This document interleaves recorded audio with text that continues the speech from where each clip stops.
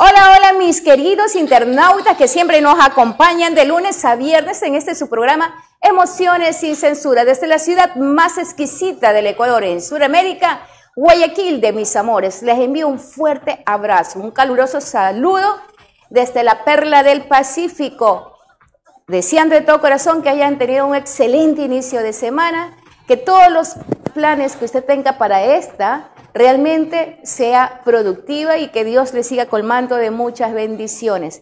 Bueno, sin más preámbulo, vamos a recibir con fuerte aplauso un gran invitado, que además de artista, también ingresó al ring, voy a decirlo así, al ring de la política, actual concejal de nuestra querida ciudad. Vamos a recibir con fuerte aplauso a este artista, Alberto Cajamarca. Gracias. Gracias, Verónica, por la invitación. Muchas gracias a todos los que nos están viendo y escuchando en este momento. Pues un placer siempre, ¿no? Aunque llegue un poquito tarde, te pido mil disculpas de toda tu audiencia. Estaba programada la entrevista un poquito antes, pero se nos hace a veces complicado cuando tenemos estas obligaciones, como tú dijiste. Y nada, aquí para poder compartir esta tarde contigo y con tus televidentes. Gracias, gracias. Vamos a hacer un recuerdo. Además, nuestro querido Alberto fue y sigue siendo un artista, porque nadie pierde ese espíritu de que realmente se lo lleva en la sangre. Él viene de una estirpe también de actores. Él fue uno de los protagonistas en una serie que se llamaba Solteros sin Compromiso. ¿Se acuerdan de que era el chico que no era tan chico, sino que le decía, ¿cómo lo decían? Sebastián, ¿sí? En la serie Solteros sin Compromiso, junto a grandes actores también de nuestro país. También participó en una producción de Sharon la Hechicera, en La Hechicera también, y tiene algunas series más dentro de lo que se refiere al teatro como actor. Cuénteme un poco, el abuelito de él es el famoso que tenía ese programa que se llamaba La Escuelita Cómica. Hábleme un poquito de él. Toño Cajamarca, bueno, considerado como el primer actor cómico del país. Él comenzó en el American Park en el 1920 y pico, a la edad de 12 años. Y ahí comenzó haciendo su trabajo de ventrílocuo y poco a poco fue ya mejorando algunas técnicas de la actuación como monologuista, que en esa época no se llamaba monologuista. ¿Cómo se les decía? Comediante, pero en realidad eran los primeros monologuistas. Se paraban en un escenario a hablar más de 2 horas y sostener a un público extenso. En esa época no había televisión y las presentaciones eran en vivo y en directo. Esto hace de que sea un trabajo mucho más frecuente y el trabajo actoral de mi padre, de Toñito, haya evolucionado bastante bien en esas décadas, ¿verdad? Yeah. Ahora, bueno, se lo recuerda a partir de los 60, 70, 80, una parte del 80, casi al principio de los 80, diría yo, en los canales de televisión. Trabajó en Teletortuga, Canal 4, luego pasó a Ecuavisa, de Ecuavisa pasó a Telecentro, y Telecentro fue la última casa de mi padre, donde hicieron la escuelita cómica del maestro Lechuga. Pero todos lo conocen por Radio Cristal. En Radio Cristal pues claro, tuvieron ellos el auge, ¿no?, de la sintonía, porque en esa época se consumía bastante el tema de las radios. Yo sí me acuerdo. Claro. Las radionovelas, pues, también. Las radionovelas y también, podríamos decir, las actuaciones eran solamente por oído y el oyente se imaginaba las escenas, ¿no? Era hermoso. Eso hace de que la juventud en esa época, las personas exploten esa imaginación, ¿no? y se armaban ellos sus escenarios con lo que narrabas. Es más complejo de lo que ahora se hace. Sí, yo me acuerdo mucho en esa época, yo que tendría unos 4 o 5 años, vivíamos en el sector de la Quinta Piedra y a la vuelta había una estación de radio donde se emitía la novela, la famosa novela Chucho el Roto. y se escuchaba pues lo que utilizaban, el galope de los caballos y lo que uno escuchaba y se imaginaba. Nuestra imaginación siempre estuvo constante creatividad, en constante movimiento en aquella época. Así bueno, es. ¿Qué más les puedo decir? Me gusta en mi programa, los que ya nos siguen saben que la primera parte es conocer al ser humano, saber un poquito de cómo él fue su niñez, si tuvo a sus padres, si creció con los abuelos, porque esa parte de la seguridad emocional con la que debemos permanecer todos los seres humanos, en especial en esta etapa, es la que nos forja de una manera u otra nuestra parte emocional, nuestro proyecto en nuestra vida, ¿sí? Algunos son como esa tierra más fértil para lo negativo, otros no. Entonces sí me gustaría que la audiencia conociese esa parte. Creciste con tu papá, con tu mamá, cómo fue tu infancia, dónde desarrollaste, cómo fue eso. Bueno, te cuento que fue una infancia, creo que una de las mejores que cualquier niño puede disfrutarlo, porque estuve en el entorno del trabajo infantil de mi padre, ¿no? Mi padre era un niño adulto y hacía reír a los niños, participaba o sus presentaciones eran enfocadas a un target de niños, pero resulta que los adultos eran quienes más disfrutaban de ese tipo de comedia, así que se hizo multitarget, pero lo que él hacía era para un target determinado que eran niños.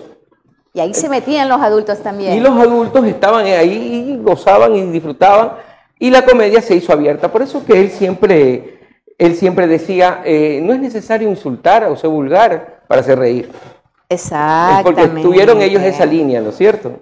Sí, eran otros tiempos. Bueno, ¿en qué lugar tuviste tu infancia?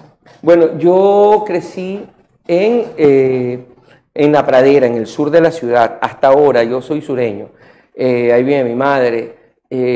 Ahí aprendí a jugar, a cantar, a tocar la guitarra, de ahí nacieron las primeras, los amigos míos que tenían su forma de pensar un poco distinta a lo que comúnmente se pensaba, y nos gustaba mucho la lectura, cierto tipo de escritores y cierto tipo de música, tocábamos la guitarra y en esa época éramos pura trova, ¿no? Nos encantaba esa línea desde los 13, 14 años.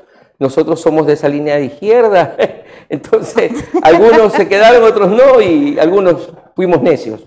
Yeah. Soñadores, utópicos aún. Y aún participamos de esas ideas de que la equidad social es lo primordial para un buen vivir, de que todos somos iguales ante el mundo, de que nuestro país tiene los mismos derechos que cualquier otro país del mundo, que el ciudadano y el ser humano tiene todos sus derechos conformados en una constitución y que debe de ser respetada, de que usted tiene voz y voto, la libertad de poderte expresar de todas las formas, compartir esa idea común.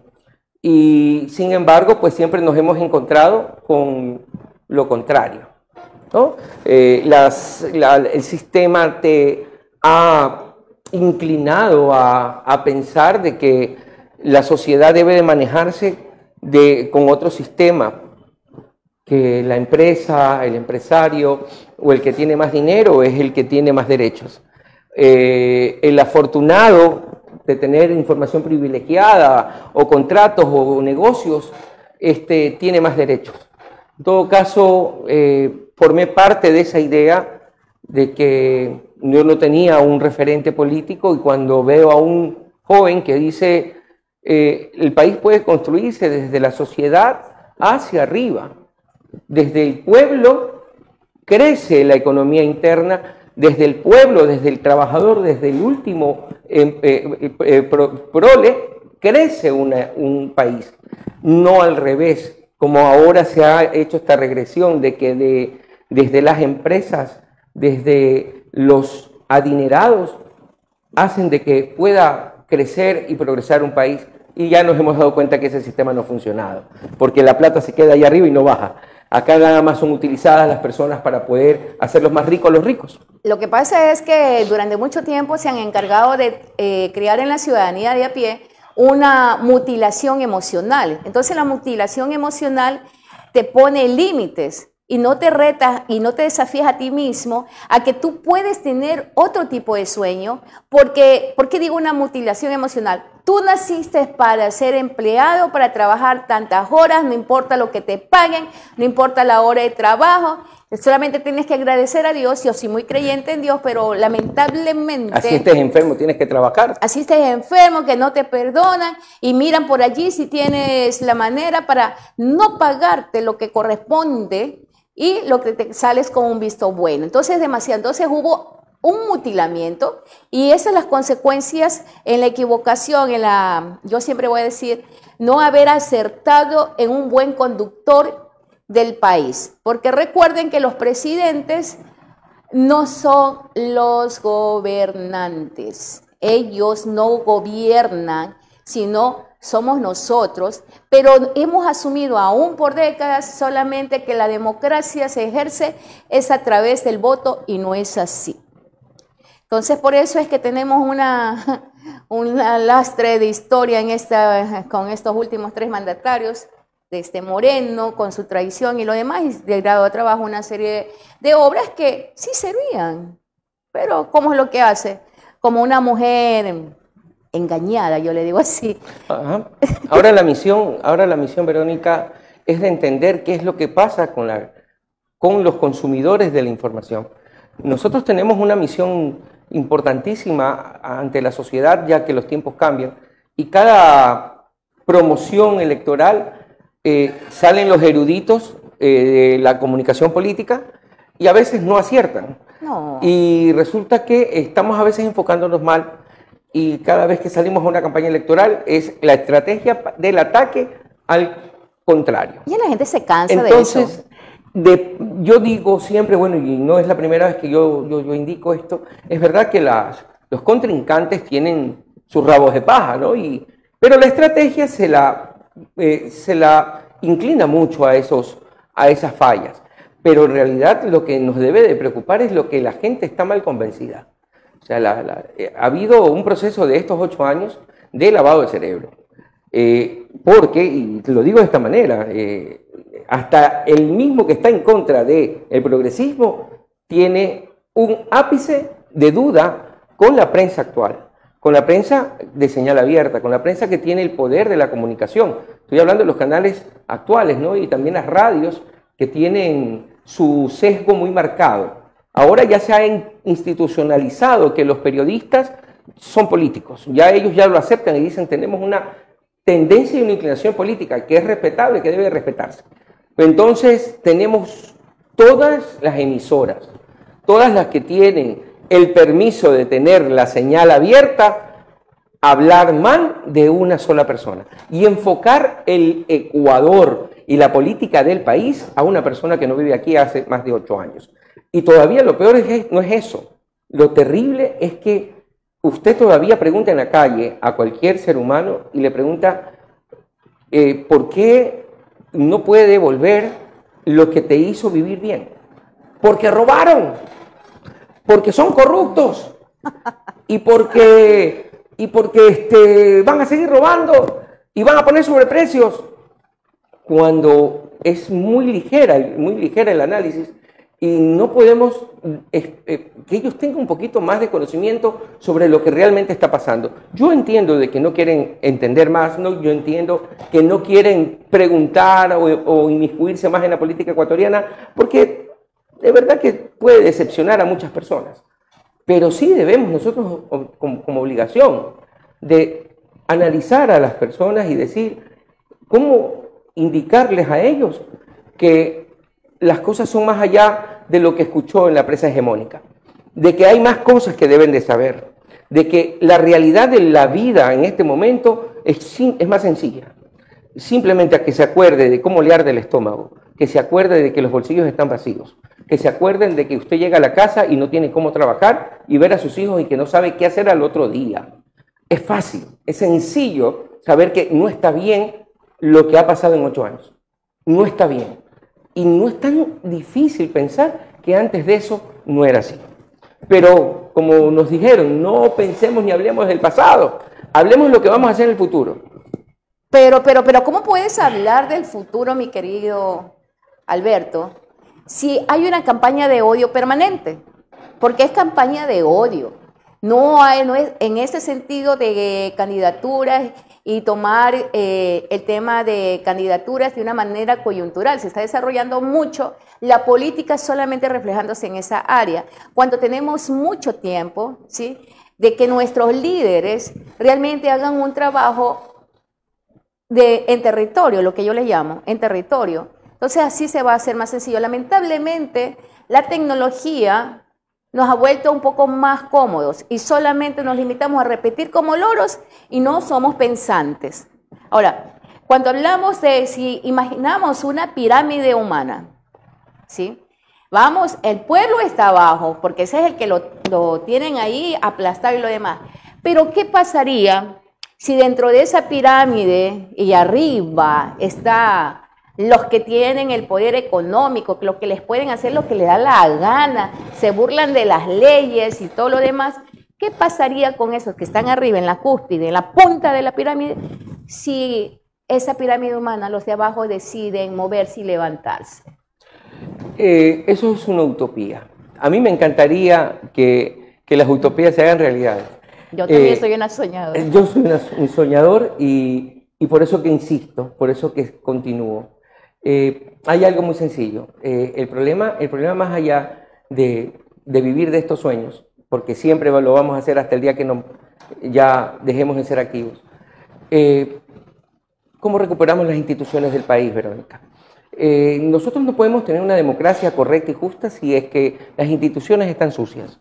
El CNE está por un partido político. La Corte de Justicia está manejado por ciertos politiqueros y también por algunas entidades internacionales que ya lo conocemos. Aquí nosotros debemos luchar para la independencia.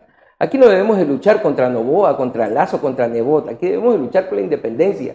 Y estamos enfocándonos mal porque nuestro enemigo es mayor. Nuestro enemigo no es el de al lado. Dígame usted, o sea, el presidente actual, yo dudo de su creatividad. Es asesorado, muy bien asesorado por movimientos o entidades exógenas. Eso lo tenemos claro. Y si nosotros tenemos bien la película y nos enfocamos bien en cómo vamos a dar nuestro discurso y cómo vamos a manifestarnos en la calle, alguien nos va a escuchar. Alguien tiene que escucharnos. Ya le digo, el pueblo ya está sintiendo, siente 3 cosas, las cosas más fundamentales. Nosotros vámonos a lo más básico y a lo primitivo. Somos animales primitivos. Que si tenemos calor, buscamos el frío. Si tenemos hambre, comemos. Entonces, ya vámonos, nos han reducido a lo básico, Verónica, que ahorita ya sentimos que debemos de sobrevivir. ¿Y cómo debemos sobrevivir? Con los cambios, con el cambio. En todo caso, si el hambre lo estás sintiendo, sientes tus bolsillos vacíos y sabes muy bien que no tienes un futuro para tus hijos cuando llegas a la casa, necesitas un cambio. Y el cambio, ya las oportunidades se dieron con 3 presidentes anteriores. Uno que nos traicionó y era el famoso, pero era una lombriz en crecimiento como parásito dentro del cuerpo de otra persona. Ha sido el traidor más grande de la historia republicana del Ecuador. Luego de eso, que no nos esperábamos, continuó el guión internacional. Sí. Y en esa época hablábamos del Plan Cóndor 2, pero no seguimos hablando de eso y estamos en un Plan Cóndor. Y resulta que continuó esa política aplastante, esa política que rompía las instituciones, esa política de destrozar la moral de las personas. Estaba leyendo un libro que se llama La Doctrina del Shock. Oh. Y resulta que es el libreto que están participando las personas en este momento, los gobernantes en este instante. Pues le resumo.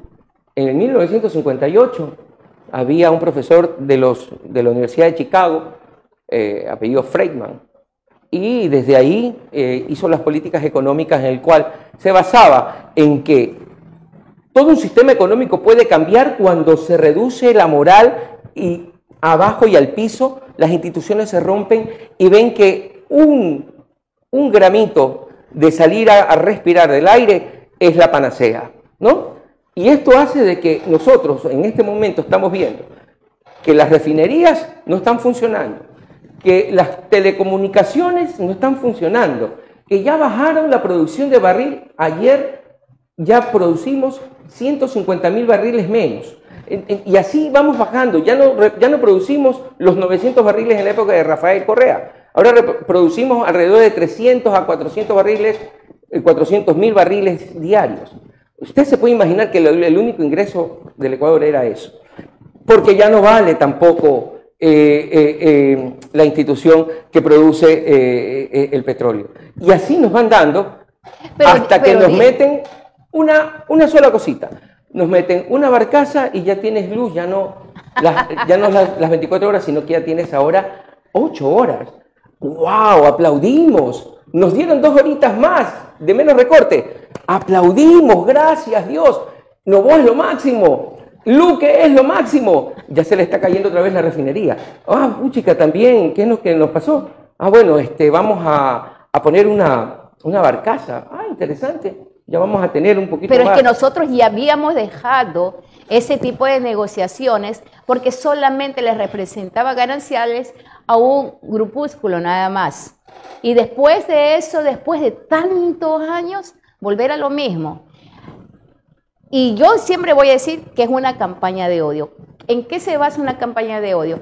Que yo tengo que crearle toda la porquería hacia una persona para que esta persona públicamente todos los vean, uy, mira, porque vivimos en una sociedad de doble moral, una sociedad que todavía piensa que debe vivir en función de lo que otro hace o deja de ser, y si hace algo contrario a lo que yo creo que está bien, ay no, es lo peor.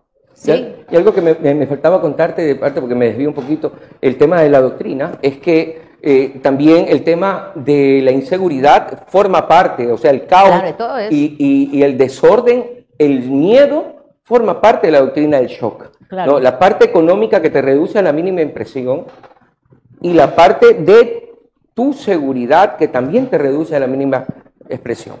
Encierra. Eso es un cóctel molotov que el ecuatoriano deja de ser un ser humano. Ahora se pone a defenderse, de cuidarse a los animalitos, a sus hijitos, de cerrar la puerta, de comer lo mínimo con tal que tengas una comida al día, te conformas con eso. Ah, perdí el juicio que tenía contra el banco por un carrito, un préstamo. No importa, estamos con vida. Todavía tengo a mi familia aquí completita con los deditos y los piecitos. O sea, nos reducen a la mínima expresión, Verónica, que viene un redentor. Es que de eso se trata. Si el ecuatoriano entendiese bien este libreto, estaríamos preparados para el 2025. Viene el redentor y dice, como Novoa, así fue, el plan Fénix. Bueno, plan Fénix.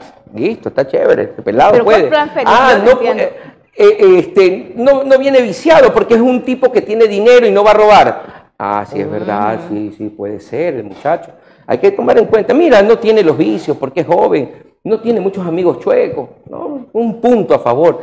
Y sale también la mujer, que también es influencer, y se ve el reflejo. Usted que es psicoterapeuta tiene un término psicológico, que la gente se mira, se ve o se refleja. Sí, es el efecto reflejo. Sí, el efecto reflejo que deben de conocer, que eso es lo que participó la esposa del presidente. Entonces, todo ese contexto, ¿no?, da a que la juventud, las amas de casa, los que están hastiados, los que no quieren saber de nada, le den el voto. Pero no es un voto orgánico, es un voto por odio. La gente no vota por Novoa, la gente no votó por Lazo, la gente votó por odio. ¿Y quién hizo o formó parte de aquello es la prensa nacional. Entonces tenemos un trabajo muy grande en contra de ellos, de la prensa. Por eso es que tenemos estos medios alternativos como el tuyo, Verónica, para decir con las cosas como son. No me creas, que no nos crean, solamente reciban esta opinión para respetarla también como las de otras personas. Pero respeten también esta opinión que de pronto va a ser el contrapeso de lo que ustedes conocían y sabían con lo que en verdad se está viviendo. Esperemos.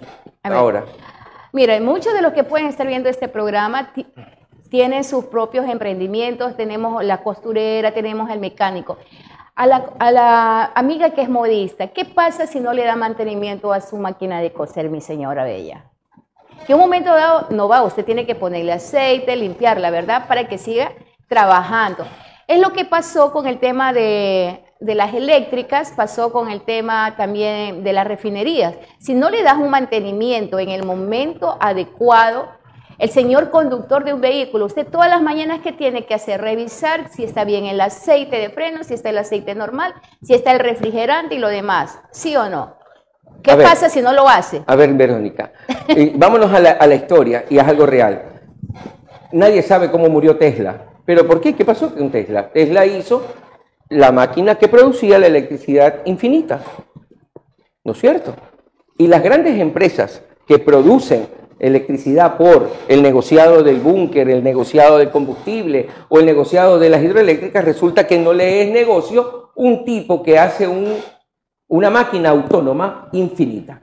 Entonces ya han habido esos inventores, han habido esas personas que no se sabe cómo las han desaparecido, y esto ha hecho los que algunos han investigado, seamos un poco conspiranoicos, los que han investigado la cura del cáncer para ciertas cosas, cura de enfermedades catastróficas, pero no es negocio para las empresas o la industria más poderosa. Una de las más poderosas, aparte del petróleo y la energética, es la farmacéutica. Es la segunda empresa más importante del mundo. Estamos obligados a consumir pastillas, cuando en el 1920 y 30 resulta que no había medicamentos, hasta que Rockefeller, ¿no?, inventó la farmacéutica. En todo caso, con Rothschild y todas las familias extranjeras que manejaban el nuevo orden.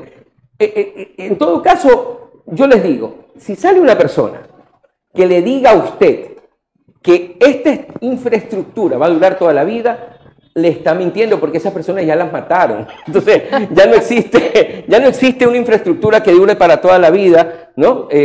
Solamente las pirámides, hermano. Pero resulta que tienes que dar mantenimiento.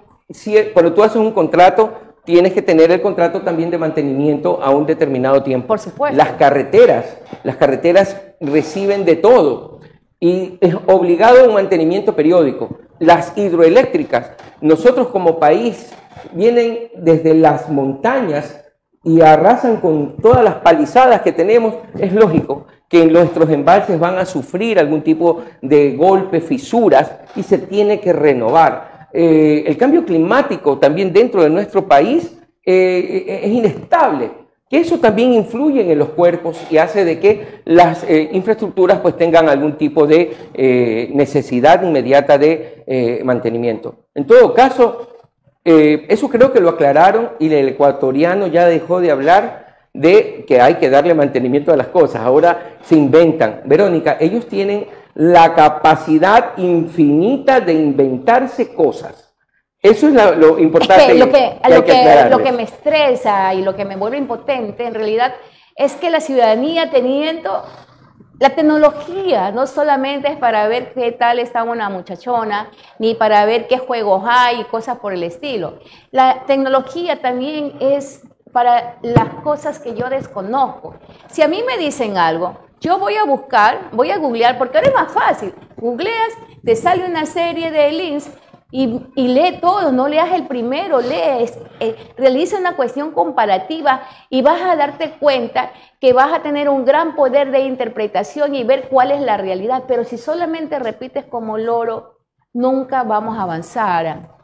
Lamentablemente, Vero, y está en tus manos, y está en las manos de los compañeros que nos están viendo ahorita de la Revolución Ciudadana, en cada uno de ellos, los militantes, los que están en la calle, los que están en los barrios, en las comunidades, los dirigentes que tenemos en todo el Ecuador, porque la Revolución Ciudadana es el movimiento más grande del país y resulta que nunca ganamos.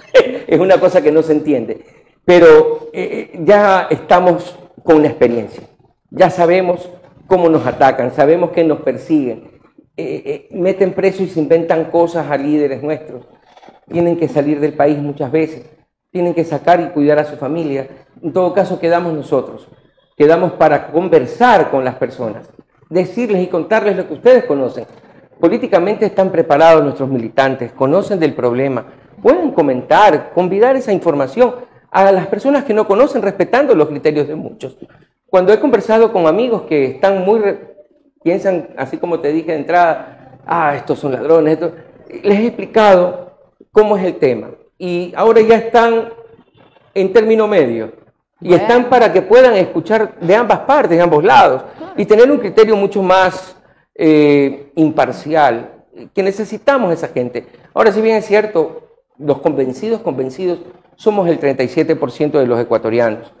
Ese 10% que siempre tenemos de estar entre que sí, que no, ese voto emotivo, que es el voto indeciso, en el momento se deciden, a ellos donde debemos llegar, nuestros militantes deben de enfocarse a ellos.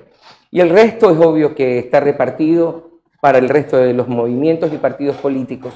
Tenemos una gran esperanza en este comicio, en estos comicios del 25. Tenemos clara la película, tenemos el camino muy claro, cómo debemos de trabajar y cómo debemos enfocarnos. Todavía no sabemos quiénes son nuestros representantes para la presidencia, todavía no lo sabemos.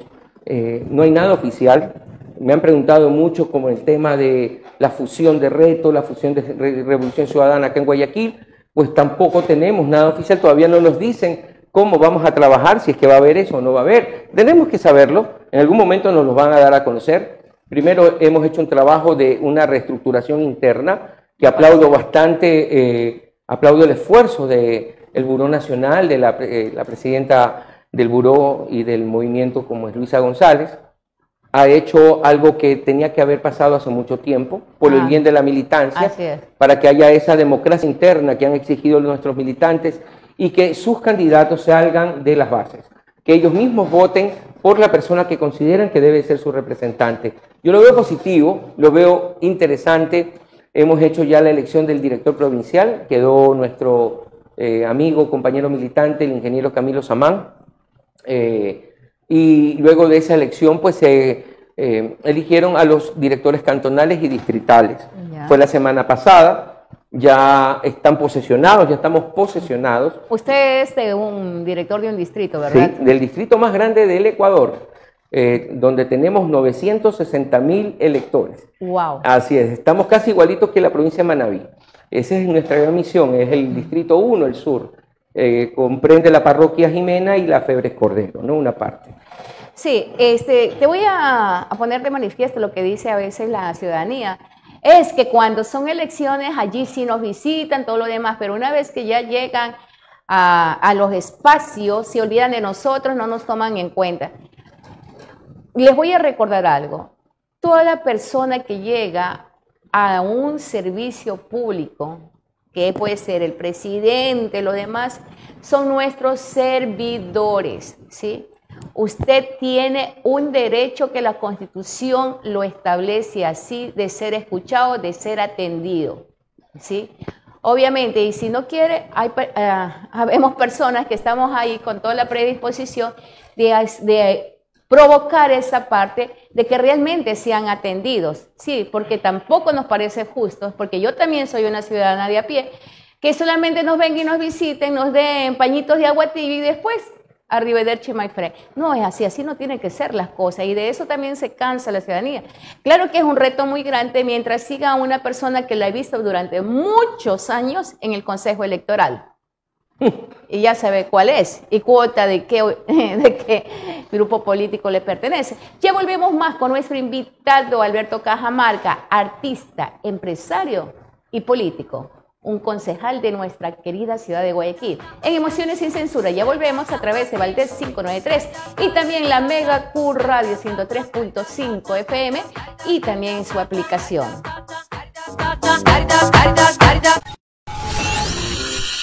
Inicio de espacio publicitario. En este mundo caótico, donde enfrentas diariamente tantas inseguridades jurídicas, penal, civil, tránsito, familia y mucho más, y no sabes qué hacer, contacta a tu abogada Verónica Rosado, quien siempre velará por la defensa de tus intereses y derechos, llevándolos a un desenlace satisfactorio. Abogada Verónica Rosado, 099-01-25048, 097-9794-564. Si deseas disfrutar del mejor café de pasar, aquí en Guayaquil lo puedes degustar, en un ambiente familiar y muy acogedor. El Rincón del Café, en Capitán Nájera y Eloy Alfaro, donde podrás disfrutar de los deliciosos bolones, los ricos patacones con huevo y queso, corviches, muchines y las tradicionales empanadas de viento. En el Rincón del Café siempre te esperamos con los brazos abiertos. En Capitán Nájera y Eloy Alfaro, el Rincón del Café. Final de tu espacio publicitario. La vicealcaldesa, te voy a dar el contacto del asesor. Hola, aquí estamos de vuelta, nos pillaron conversando tras bastidores. Sí, pero cuéntelo, que es interesante también el trabajo que usted hace. Bueno, yo le estaba compartiendo algo de las actividades que desarrollo, ¿no? Formo parte de CONEPRESU Ecuador. CONEPRESU es una organización que está en algunos países, fue fundado en Panamá, y nos enfocamos directamente en este momento dentro de Ecuador, pidiendo a las personas profesionales, psicólogos, psiquiatras o lo que no lo sean, a que se integren a nosotros a nivel nacional para irlos preparando en tema exclusivo a lo que se refiere prevención del suicidio, enfocándonos de una manera más atenta en lo que se refiere a niños y adolescentes, ¿sí? Porque es necesario. Todo esto se refiere dentro de lo que es la salud emocional, y usted como familiar también debe observar cuáles son las actitudes que posiblemente no las conoce y que le pueden estar advirtiendo de alguna situación negativa que esté teniendo su hijo o su hija. Recuerde que el bullying, si no lo conocemos a tiempo y no lo sabemos manejar, puede provocar en el niño o la niña el deseo de suicidarse. Calificaciones que de pronto ellos no se sienten cómodos, porque si usted revisa la historia en este último tiempo en Ecuador, tenemos la información de niños que se han suicidado por muchas motivaciones.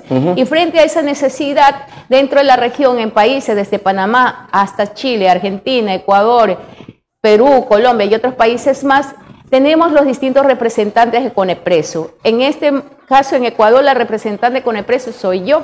Entonces, lo que le estaba explicando, cómo podríamos hacer un trabajo en conjunto con el municipio en lo que se refiere a la salud mental para poder trabajar, porque esa es la área, ¿no? Dentro de lo que yo soy psicoterapeuta, porque, a ver, antes yo te estaba mencionando de lo que estábamos compartiendo, que ha habido un mutilamiento emocional, donde de una manera nos ha encasillado que tú solamente puedes ser un empleado y más allá, que no tienes aspiraciones, ¿sí? Ese es un mutilamiento emocional, mental, y tú te quedas así, ¿sí? Te etiquetan y tú ya... Bueno, como soy creyente de una manera equivocada, no estoy en contra de los creyentes, de ningún grupo religioso, pero a veces malinterpretamos. Yo cuando era pequeña siempre he sido rebelde. Yo el fin de semana me estaba recordando, y yo desde pequeña he sido bien rebelde, me acordaba y me daba coraje. Cuando... tú eres de las personas que no tienen arreglo. Ya no, según los de la derecha nos dicen eso. Ya, porque yo me acuerdo que yo iba a misa, y me daba coraje cuando el cura decía, porque es mi verdad, bienaventurados los que lloran y sufren y tienen sed de justicia. Yo soy feliz, yo no sufro.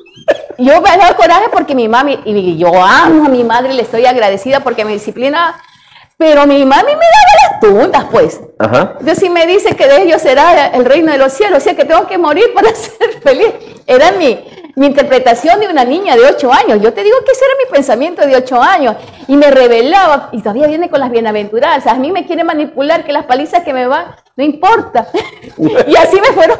Pero siempre fui rebelde, pero hay otros que no tienen ese los tiempos son otros. Ya nuestros hijos ya muy pocos van a la iglesia, pocos son cristianos, ortodoxos y entregados a un sistema dogmático. Ya no encontramos eso. Ahora vemos a ellos más que todo preocupados de cómo salir adelante en sus estudios y ser un profesional. Ahora ya ser de tercer nivel ya no es lo mismo que era en nuestra época, que era bastante. Nuestros padres decían, mi hijo, y lo decía de manera orgullosa, es bachiller, ¿te acuerdas? Que claro, decían? ya. No, pues ahora ya no es algo que es como que estuvieras ya, te haya pasado la escuela, y ser ahorita profesional tampoco lo es.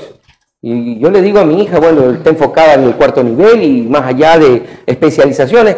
Allá va la juventud en este momento, están más preocupados Pero por también tenemos que capacitarse. rescatar a los jóvenes que han caído dentro del área de la delincuencia. Porque si tú vas a los centros penitenciarios, vas a ver con alto porcentaje, no pasan de los 25 años. Primero, Verónica, es que el Estado dé las asignaciones a los municipios. Es lo primerito.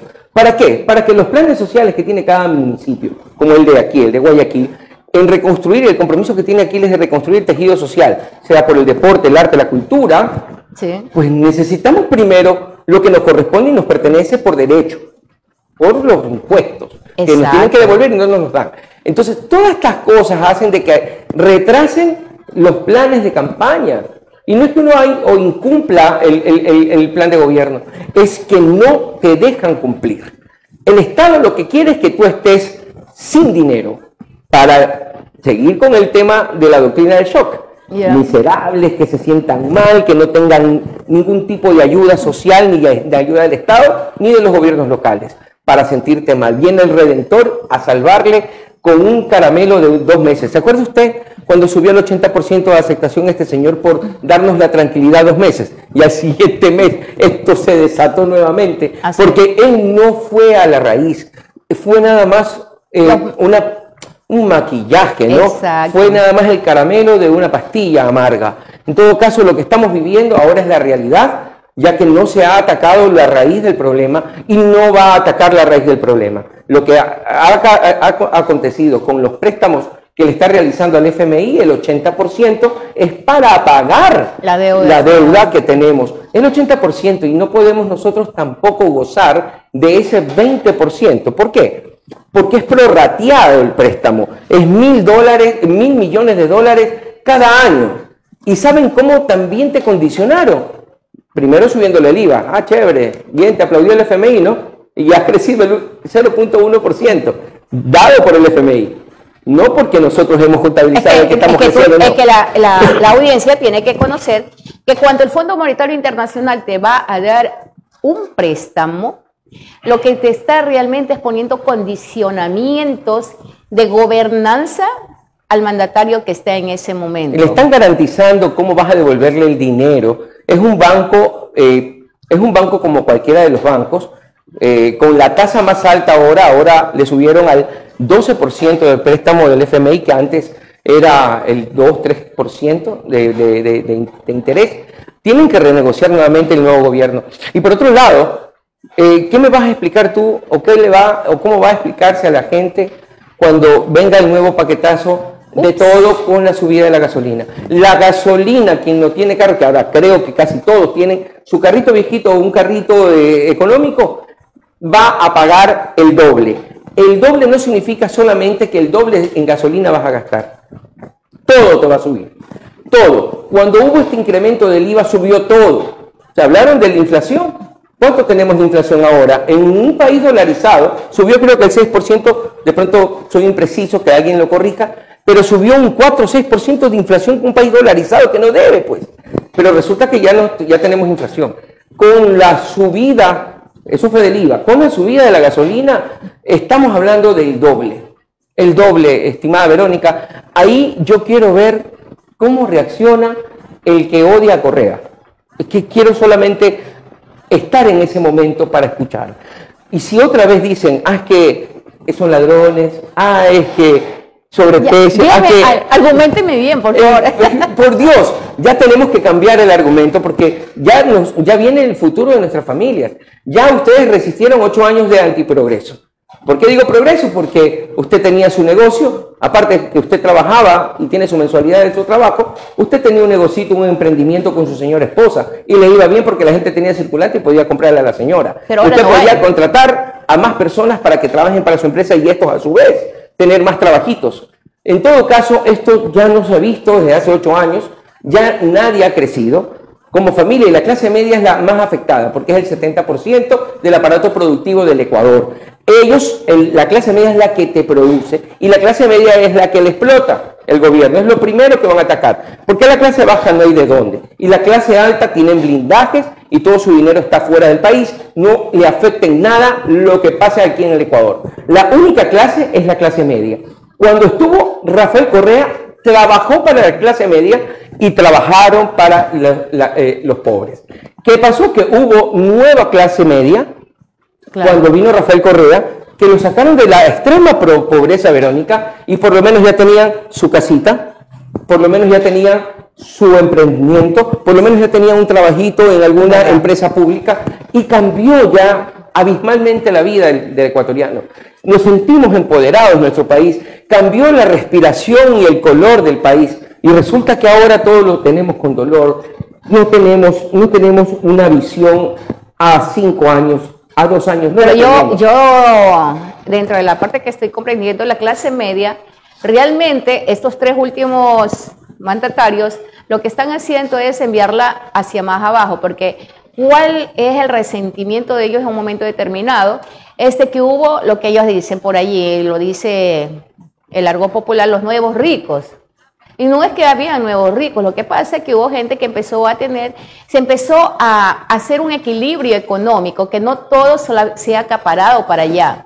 Recuerden que también estos altos empresarios y lo demás eran los primeros evasores de impuestos. Y obvio que lo tienen que odiar, porque les cobró, pues, ¿de dónde sale la partida presupuestaria en todo lo que necesita invertirse en lo social, en la educación y la salud del país? Puesto los impuestos. Pero si los grandes evasores no lo hacían, no cumplían, viene una persona y dice, bueno, pagas porque te corresponde ya pagar, y si no me pagas con dinero, pues voy a ver qué es lo que tienes. Entonces, por eso es el odio. ¿No ves que ellos siempre han sido los niños mimados? Han hecho y deshecho del país, de nosotros y lo demás, sin dar lo que le corresponde dar al país. Y causan un efecto en las personas de clase baja y clase media, causan ese efecto de fastidio hacia los pudientes. Exacto. Porque ellos nunca han sufrido ni van a sufrir lo que estamos pasando. Yo creo que es el momento ahorita, ecuatorianos, de hacer una reflexión sobre lo que va a pasar en enero del 2025. Yo considero de que y el tiempo se nos acaba, ya no tenemos más oportunidades, ya no hay país que resista ni economía que aguante. Ya el país está quebrado, está literalmente quebrado, no, la prensa no lo dice, país quebrado no lo va a decir nunca, pero nosotros estamos viviendo del anatocismo. ¿Qué es eso? Que estamos ahorita prestando para pagar los intereses. Estamos prestando para pagar los préstamos. Es un anatocismo. Eso es aquí ilegal en el Ecuador. Pero resulta que acá todo lo chueco lo legalizan. Y eso es lo que estamos viviendo y nosotros estamos aceptando. ¿Por qué? Nos salimos a protestar, no decimos absolutamente nada y nos conformamos si es que tenemos nada más una vez al día la comida. Yo creo que van a haber, no de parte de nosotros, porque nosotros no es que reaccionamos de esa manera en las calles, pero yo sí creo que va a haber un momento que la gente no va a sentir esa tranquilidad de estar sentado en su casa. Va a protestar. Es que ya lo tenemos y ya está colapsar, sino que yo le decía la semana pasada a un invitado que tuve aquí, pero en un estado de excepción donde a mí tranquilamente me pueden acusar de terrorista por tomarme la calle y protestar, te pone a pensar, porque yo me acuerdo de años anteriores, muchos años anteriores, yo sí me tomaba las calles junto con otros compañeros, nos tomábamos las calles, hacíamos escucharnos, la gente que pasaba en los vehículos pitaban porque estaban de acuerdo, pero ahora no se puede. Social, ¿no? Hoy en día no se puede. No, porque eres un terrorista. Cambiaron la legislación justamente para que te quedes callado. Para evitar eso, sí. Para que ya nadie diga nada. Pero ya no podemos más. Aguantemos. Yo creo que no va a haber cárcel para todo un país que salga a protestar. Definitivamente, no es lo mismo encerrar a 100 que encerrar a 1000 o a 10.000 o a 100.000. Más aún si salen toda la ciudadanía, que somos más de 16 millones de habitantes que tiene el país, y es otra historia. Y perdóneme que la Constitución protege aquello, ¿no? La manifestación pacífica. Eso es todo, manifestación pacífica. Bueno, vamos a cambiar un poquito el matiz de la conversación. Hay un punto que siempre me atrajo y me tiene muy preocupada, ¿qué pasa con los artistas? ¿Qué pasa con la seguridad social? Veo que hay grandes artistas en todos los ámbitos, ¿no?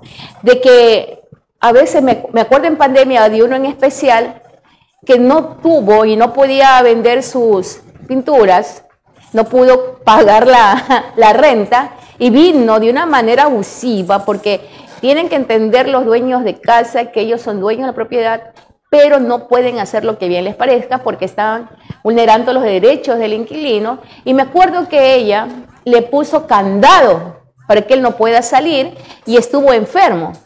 Entonces, debe existir ya en muchos años que no se han podido organizar. ¿Qué es lo que está pasando? ¿Se unen, no se unen? ¿Se asocian, no se asocian? ¿Qué es lo que está pasando con el gremio? Aquí la cosa es de que no hemos sido tomados en cuenta por toda la historia de los artistas del Ecuador. Desde que usted tiene conocimiento, desde el primer actor ecuatoriano que salió a partir de 1920, los primeros artistas ya catalogados que viven sobre el arte, ellos nunca han tenido en la legislación algún tipo de amparo. La primera intención que hubo fue en el año 1910 y 2016. En el 2016, con Richard Macías, que estaba a cargo de la Seguridad Social, hubo una reforma en la Ley de Cultura del 2014. Si bien es cierto, esa Ley de Cultura también es un saludo a la bandera, que no hay algún tipo de beneficio directo o respeto hacia la ley para los que son proveedores del arte aquí en el país, del arte y la cultura, pero avanzaron un poquito en el 2016 y cuento un poquito la historia. Hicieron una convocatoria a todos los artistas ecuatorianos, los convocaron en un hotel, me acuerdo, que me contaron todos los compañeros que resulta que fue más rico el ceviche de camarón que lo que quedaron, o en qué quedaron. Pues en esa ley, en el artículo decía de que se habilitaba el seguro social para los artistas según las condiciones y el ritmo de trabajo y la dinámica de trabajo que tiene el artista, que no es lo mismo de una persona que tiene un patrón, ¿no? Que tiene un horario que dar y a la vez pues tener un sueldo, ¿no? Eso no existe. No existe. En el artista tiene una dinámica totalmente diferente y esta partecita de ahí estuvo dentro del artículo, que debe de adaptarse a la dinámica del artista, del sector cultural, pero había un punto seguido de que debe de atenerse a la seguridad social voluntaria. En el Ecuador hay 3 regímenes de seguridad social. Sí. El universal, el voluntario y el campesino. Exacto. ¿Qué es lo que hemos hecho? Y esto es lo que estamos, yo desde hace 2 años he venido conversando con mis compañeros que son asambleístas y tuve oídos con nuestra asambleísta Sofía Espín. Ya.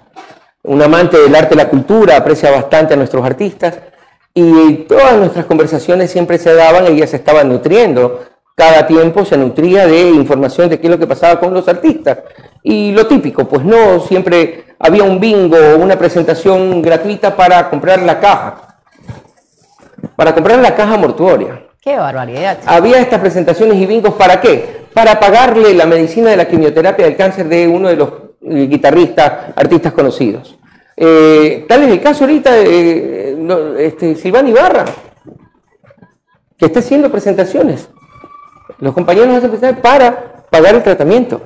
Entonces, le digo de los conocidos y le digo de los que usted no conoce. Hay bastantes artistas en ASAC, que es ASAC, la Asociación de Artistas aquí de Guayaquil, donde están músicos, compositores. Ustedes conocen a los requinteros de la calle 6 de marzo. Esas personas son artistas por 40 años. Le tocaron la guitarra a Julio Jaramillo cuando se tomaba una cerveza. Todavía existen ellos ahí que están sentaditos. Esas personas no tienen ni dónde vivir, por la misma esencia del artista. Lamentablemente el artista en esa época era bohemio y su vida era muy individual. Ya. Entonces ahora en la vejez se nota la soledad. Se siente. No tiene los hijos al lado, no tiene esposa que la acompañe. Entonces son personas, artistas que se han dedicado toda la vida al arte, pero están abandonados. Pensando en ellos y en los que no están así, hemos planteado una reforma al artículo de la seguridad social en la Ley de Cultura. Y esto nosotros lo hemos conversado con el director, el presidente del directorio de la Seguridad Social, Eduardo Peña. Tuvimos una reunión con él y la asambleísta Sofía Espín. Le transmitimos esto, la intención no es una carga para el Estado, ni carga para la Seguridad Social, ni un subsidio. Aquí se va a pagar lo que corresponde y que debe de ser, según la dinámica de cada persona. ¿Por qué poner un piso tan elevado cuando a veces ni siquiera tienen para comer? Pero resulta que Eduardo Peña nos dio el espacio, nos escuchó y nos mandan a hablar con los directores técnicos de la Seguridad Social en Quito. Vamos allá y hablamos con los directores técnicos para que nos hablen del estudio actuarial de este campo que es su generis, ¿no? Que los artistas y la modalidad que tienen ellos. Y resulta, querida Verónica, yo le pregunto al ingeniero, al técnico, a Ramiro Cueva, y me dice, le pregunto, nuestros artistas acá en el Ecuador, lo que más necesitan, porque ya hicimos una socialización con la asambleísta Sofía Espín, lo que más necesitan es la salud. Porque algunos tienen ya enfermedades catastróficas como cáncer, diabetes y todo eso que necesitan una atención permanente, y otros para prevención, ¿no? Las medicinas y todo eso, para tu hijo, también tu familia. Y el mortuorio, porque en realidad no tienen dónde morir. Nos fuimos a lo más básico, para ser dramáticos, Verónica. Porque el que tiene más puede pagar más. El que quiere tener préstamos de cesantía, el préstamo hipotecario, una jubilación mayor, pues puede pagar el voluntario. Claro. Y si quiere pagar más del voluntario, que lo haga. Yo hablando con David Reynoso, porque esto lo he tratado con David Reynoso, con Villarroel, con Amparo Guillén, con los Garzón, he hablado con todos mis conocidos, he hablado con Tania Salas desde Quito, he hablado con los pintores, con Druet, con escultores, con libretistas, poetas, porque el arte no es solamente el de la televisión o el del teatro, es un sinnúmero de modalidades, que ya te voy a decir cuál es la mecánica. Entonces, contándote la historia, resulta que la salud tiene un valor como ítem en la seguridad social. Exacto. Porque tiene alrededor de 8 productos del seguro social, si no me equivoco, 6 a 8. Y cada producto tiene un valor, ¿no? Un costo, como la seguridad privada. Entonces, ¿cuánto cuesta la salud solamente? ¿Sabe cuánto me dijo Verónica? $26.40.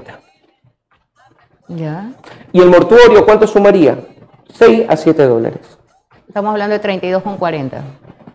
Entonces yo le digo, si es lo único que nomás necesita el artista, como base, como piso, pues se podría dar esto, siempre y cuando lo apruebe el directorio o en este caso la Asamblea Nacional. Yo creo que la Asamblea debería hacerlo. Y es que vamos para allá, porque ya te digo, si esto lo aprueba por directorio o lo aprueba la Asamblea como ley. Más efectivo hay que ser por la Asamblea como ley. Correcto, entonces ese estudio actuarial nos da y nos devela a que sí se puede segmentar partes de todos los productos de la seguridad social y ocupar solamente lo que tú puedes pagar.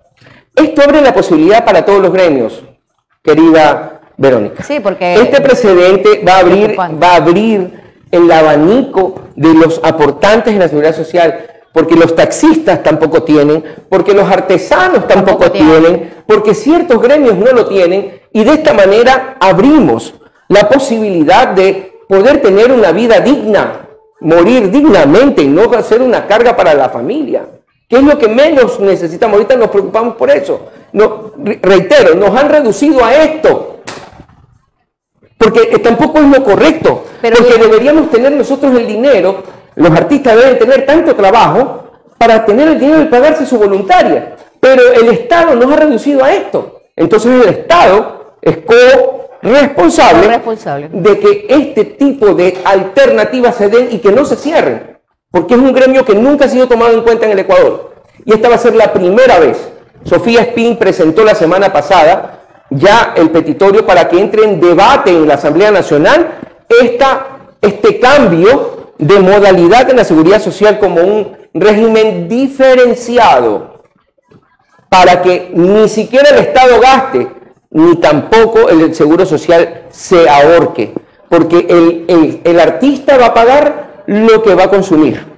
Esa es la idea básica de este nuevo aporte y el cambio a la ley de cultura en el articulado de la seguridad social del artista. Bueno, a mí sí me gustaría de manera muy particular que tener la información que presentó la asambleísta Espín con respecto al tema del artista, porque la verdad ha sido uno de los sectores que nunca ha sido tomado en cuenta.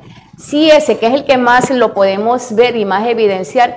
¿Qué vamos a hablar? ¿Cómo están organizados los vendedores informales, los taxistas y lo demás? Ellos no tienen ningún tipo de seguro. Los vendedores mal llamados informales. ¿Sí?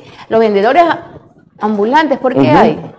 Y hay muchos en este último tiempo por la alta tasa de desempleo que empezó a ocurrir desde la creación de la ley, la mal llamada ley humanitaria, hermano, ¿sí? Entonces, dentro de eso, hay mucha tela por cortar. Un programa no es suficiente, ¿no? Yo creo que sí me gustaría que te comprometas a una segunda parte y también nos facilites la información con respecto a lo que ha presentado esta asambleísta, porque definitivamente con el tema de estos sectores hay que hacerlo por ley, porque si esperamos a que los directores lo hagan, ¿sabe cuándo lo van a hacer? Nunca. Nunca. ¿Por qué no les conviene? ¿Por qué? ¿No? Porque los artistas ya sabemos por dónde debemos de caminar. Nosotros somos los que hemos sufrido bastante y sabemos qué gobiernos han querido ayudarnos. Estoy muy convencido de que la bancada de la Revolución Ciudadana va a votar positivamente en este cambio del orden del día y en este segundo debate a la Ley de Cultura. Estoy a la expectativa de eso, Verónica, y no creo que las otras bancadas sean indolentes con algo que ha sido noble por toda la historia del país, que nos ha dado alegrías, nos ha dado esa tranquilidad de poder percibir un poco, de salirte de lo cotidiano y ayudarte a tu paz natural, como es el arte, en una muy buena canción, en una melodía, en un performance, en una danza, en una lectura de un poema, en una presentación de un monólogo o una serie de televisión o una presentación de teatro. Todo eso, no creo que las otras bancadas no vayan a atender este llamado tan justo y necesario, que se va a marcar un precedente para los otros gremios que también necesitan estos regímenes diferenciados. Sí, y que tienen que organizarse y realmente no le coman cuento a alguien que les venga a pintar pajaritos en el aire como dice una canción. No, señores, usted tiene un derecho. Cuando hablamos de una vida digna, estamos hablando de lo que dice la Constitución como el summa causae, porque tenemos derechos ya establecidos que no nos han hecho cumplir o que nosotros no hemos descuidado que se den cumplimiento a ellos, pero ya es hora. Y es hora que realmente el gran gigante que es la ciudadanía de a pie, el pueblo, realmente empiece a ejercer su derecho. ¿Ok? Por mi parte, muy agradecida, un mensaje final, mi querido Alberto, ya se compromete para una próxima oportunidad. Sí, me comprometo para inmediatamente tenerte al tanto de cómo se está dando el debate de esta reforma a la Ley de Cultura y que los artistas se unan esta vez. Este momento es el necesario de difundir y no hacer presión a los asambleístas, pero sí decirles asambleístas, recuerden que va a haber un debate sobre la reforma de ley de la cultura y en la parte de la seguridad social, tómenos en cuenta. Profundicen un poco sobre el contexto, analicen y revisen, que es algo muy justo y correcto. No se está pidiendo plata, no se está subsidiando y no se va a dañar la economía de ninguna institución. Van a pagar los artistas lo justo y lo que corresponde por el ítem que necesitan ellos, que es la dignidad de tener una salud digna, necesaria y prioritaria. Y por último el mortuorio, ¿no? Que hay compañeros que ya están en sus últimas etapas de vida y necesitan esa tranquilidad de la familia. Yo, de mi parte, agradecerte por el espacio, agradecer a los compañeros que nos están viendo y escuchando, agradecer por la réplica de esta entrevista también, que es importante que estemos dando a conocer a los ecuatorianos y a los oyentes y televidentes sobre ciertas cosas que a veces no topamos o no se tocan en los medios comunes tradicionales. Es importante hacer este equilibrio de ideas, este equilibrio de situaciones que nos tenían de pronto un poco confundidos y hay personas que de pronto le hacen el contrapeso. Analizar, de eso se trata, de revisar qué es lo que tenemos en esta nueva etapa que ya comienza el cambio en el país en enero del 2025. Okay. Por mi parte, muy agradecida a mi querido Alberto Cajamarca, ¿verdad? Para mí ha sido un privilegio tenerte aquí. Siempre decimos que los invitados de este programa realmente son de lujo, son únicos. no tenemos así, yo no soy verde, yo soy rojita, pero donde esté el beneficio y los que estén trabajando de una manera adecuada para nosotros, la ciudadanía de pie, yo sí cojo colectivos, señores, sí paso y brego todo lo que pasa a cada uno de ustedes, yo les comprendo, porque yo no estoy en tarima de decirles, no siento lo que usted siente, yo sí siento. Entonces, vamos a este espacio, un espacio abierto, las puertas abiertas, ¿sí? Mientras usted le ponga amor a lo que hace por el bienestar común. Por mi parte, Verónica Rosado le dice muchas gracias. Mañana le esperamos con otro invitado especial. Chao, chao. Muchas gracias.